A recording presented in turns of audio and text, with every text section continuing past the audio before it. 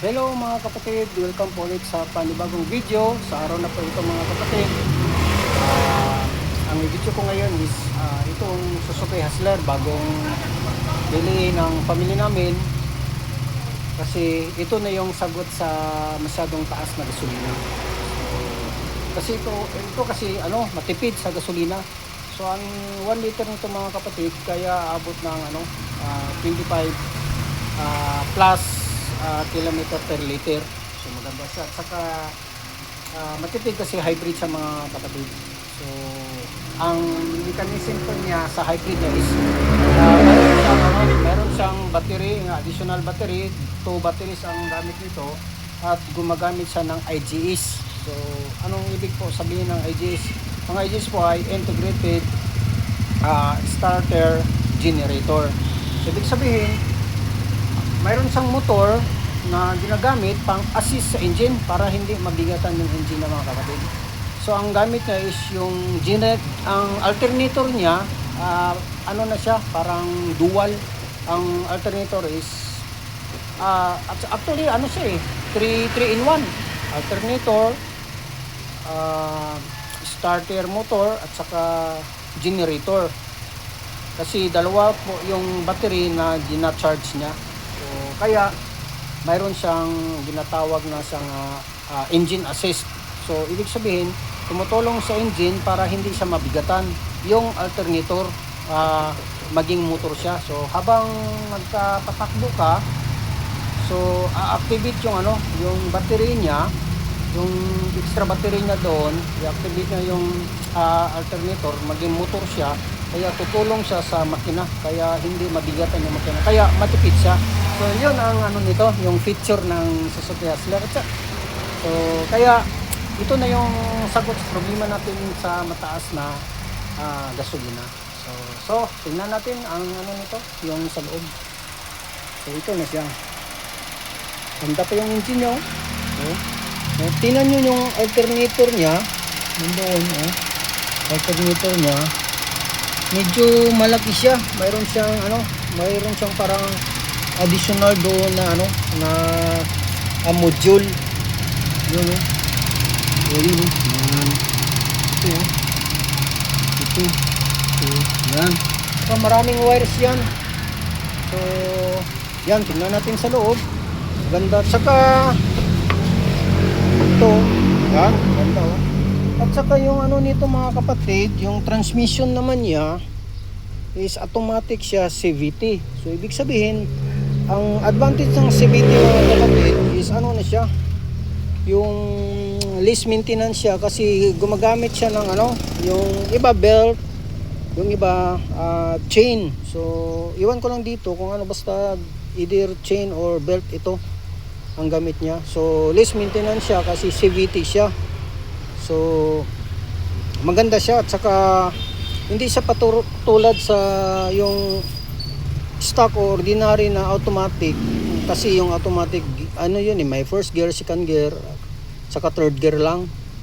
So nag-change gear. So ito diretso na, tuloy-tuloy siya, continuous siya, variable continuous variable transmission, kaya CVT. So maganda niya yung niya, screen. So stock to mga kapatid pagbili. So yung kisame niya naka-poster, pinalitan. Stock pa yung upuan niya, pero maganda pa man Ganda pa yung upuan. So, ganda din yung kulay. Sa likod malaki din yung niya. Malaki din yung space sa likod.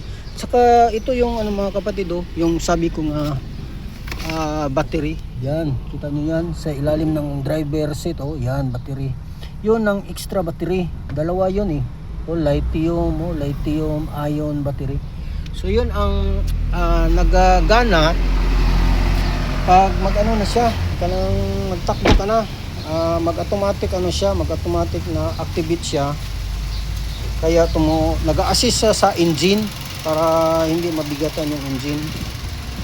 So yung gulong niya 15 inches. Saka yung headlight niya nakalinti Saka ito yung niya, yung parang yung fog light niya. Yan. So yung gulong, gulong ganda Mga 15 inches yan. Stock pa yan sa Japan. Yan. Maganda siya. Maganda din yung pagkapintura niya. Mayroong antenna dyan. So, sa likod, ang ganda. Yan, sa likod. Yan, so, itong upuan sa likod, ma-fold din ito. Pwede din ito i-fold. Yan. Yan, para kung mayroon kayong karga, o pwede nyo din tulugan kasi yung upuan sa unahan, pwede nyo ipahiga. So, maging pwede na siya gawing tulugan. Ayan. Ganda siya. Ito na yung sagot sa mga problema natin mga kapatid. Sa mahal na gasolina kasi matipid siya eh. Tingnan nyo no. Parang siya mga kapatid eh. Parang FG Cruiser na maliit. So balik ko sa likod. Ganda. Yan yung tambutso nyo. Nagtubig pa So ibig sabihin, maganda pa yung compression niya. Yung combustion at sa compression niya. Kasi nagalabas yung At saka ito, ma-fold din ito na power window din. Power window, power lock. So maganda. Maganda Hindi na parang bago. Yan. At saka yung tunog ng makina niya maganda din sa condenser niya. So yan. Maganda. Yan. So yan mga kapatid.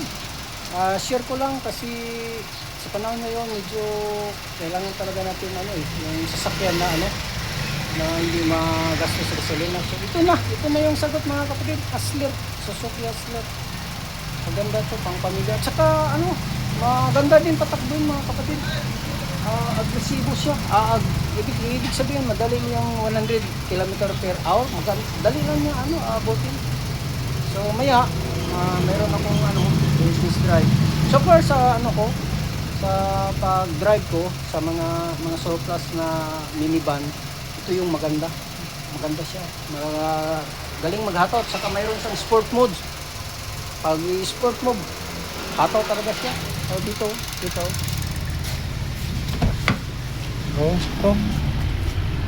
Kita niyo yung dito. Liter is yan mga kapatid. Pag i-place nyo yan, talang siya, so, magsupoy siya ba? Parang siya, maganda. So yan mga kapatid. Yan, share ko lang. Good luck po sa inyo.